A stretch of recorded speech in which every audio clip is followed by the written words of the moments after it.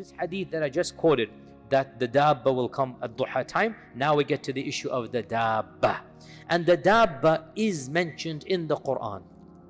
The dabba, the beast, is mentioned in the Qur'an.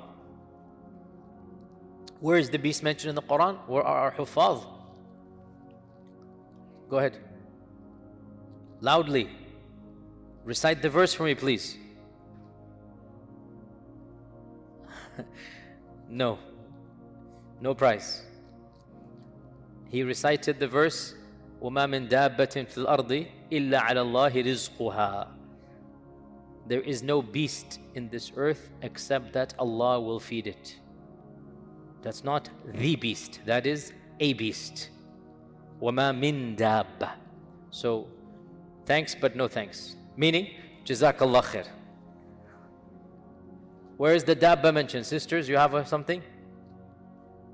Excellent. Yes, mashallah. Which surah is it? Which surah is it? Naml, mashallah. Very good. Surah Naml, verse 82.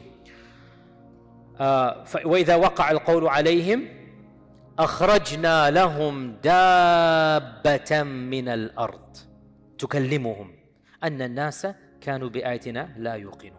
This is in the Qur'an, dabba. Once the command has been given, which means once judgment is khalas, that's it, too late now.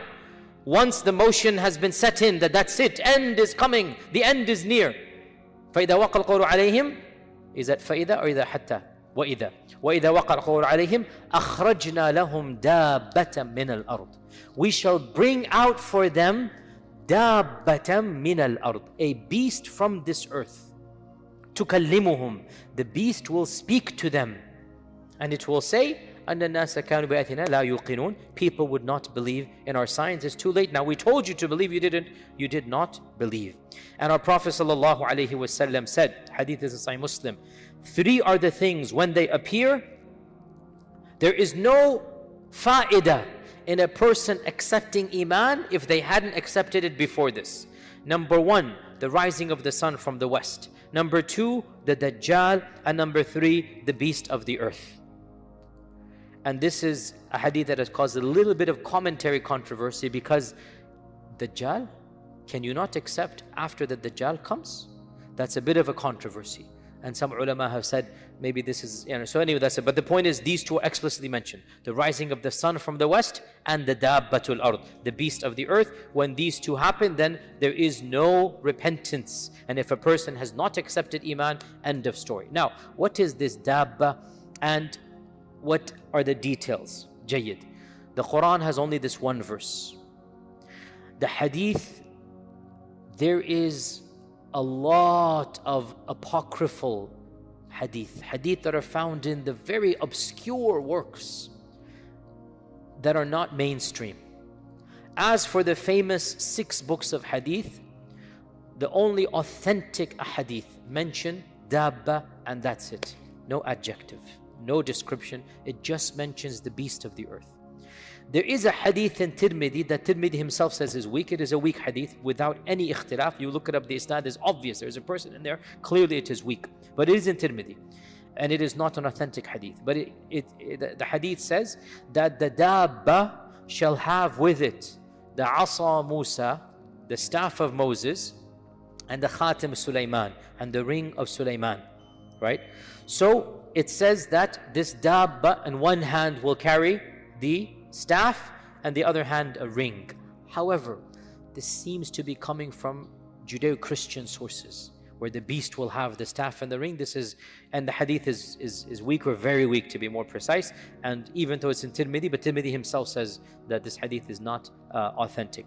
In Musnad Imam Ahmad, there is a hadith that has an unknown chain. Once again, it's weak, it is not authentic, in which it says that the dabba will mark people with a symbol. The dabba will stamp people with Iman and Kufr, who's a Muslim, who's a Kafir.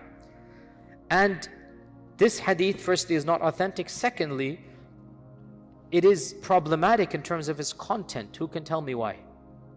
Yes. MashaAllah. How old are you? 14. And your name is? Samian. MashaAllah.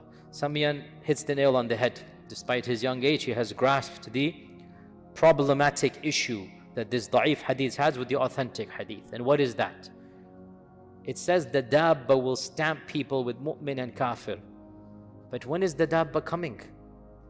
There are no mu'mins left in earth. So even from a content-wise, it doesn't make any sense. The isnad is weak anyway. It's Muslim Imam Ahmad, a weak chain. So even from a content point of view, by the time the dabba comes, the Qur'an, where is it? The kalima, where is it? Allah is not being mentioned on earth. We already talked about that, right? That generation will come where there is no actual Qur'an left. So the dabba will come at a time when it's the last day. Literally, it's the last day on existence. The dabba will come out, and that is too late, obviously, at that point in time for anybody to accept. Now, as I said, there are at least a dozen traditions that are found in the very obscure works, the very tertiary books that even the average student of knowledge has not heard of. But there exist, our literature, alhamdulillah, it's not just the 6 books of hadith. We have hundreds of books and booklets written in the first 3 centuries, not just 6 of them. And the reason why the 6 are the 6 is because they were the most authentic and the best and the most acceptable. And you have a lot of others, and in some of these others you find some bizarre understandings that the dabba shall be like the she-camel of Salih will be resurrected again, and that is the dabba. Or another said it is the child of the she-camel of Salih, the one that they killed, or whatnot. So in any case, Allah knows best, but in my humble opinion, we don't have any information about the dabba, so we leave it as it is a dabba. What does it look like? What it has, the Qur'an does not mention. The hadith is not authentic. It is one of the signs of the last day, and that's all that we know.